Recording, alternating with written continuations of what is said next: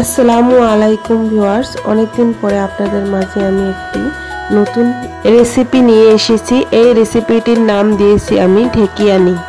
আমরা অনেকেই বেগুনি খেয়েছি, তো বেগুনির সাথে সামঞ্জস্য রাখে আমি এটার নাম দিয়েছি ঢেকিয়ানি। তো ঢেকিয়ানির জন্য আমি প্রথমে ঢেকি শাকগুলা কেটে নিব।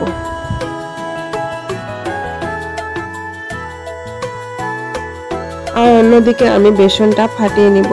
তো বেসন ফাটানোর জন্য প্রথমে আমি বেসন দিয়ে দিব, তার উপরে দিয়ে দিব কর্নফ্লাওয়ার, আর তারপরে দিয়ে দিব আদা রসুনের পেস্ট, লবণ, মরিচের গুঁড়ো, হলুদের গুঁড়ো, জিরা ধনের গুঁড়ো,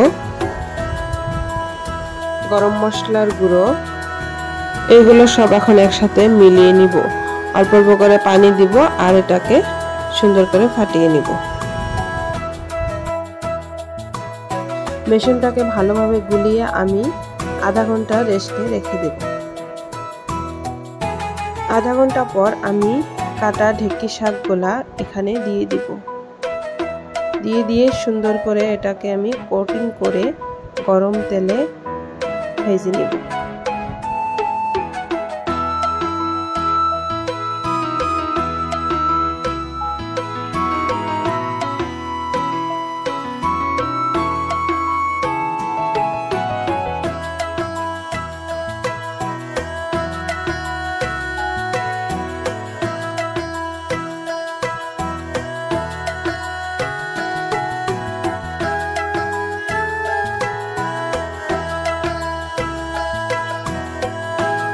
ঠিক এইভাবে আমি সব কয়টাকে ভেজে নিব।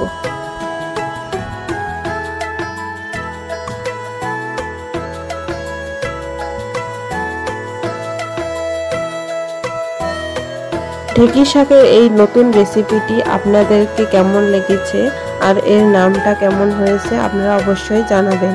আর ভিডিওটি ভালো লাগলে একটি লাইক, কমেন্ট, শেয়ার করে দিবেন। আল্লাহ হাফেজ।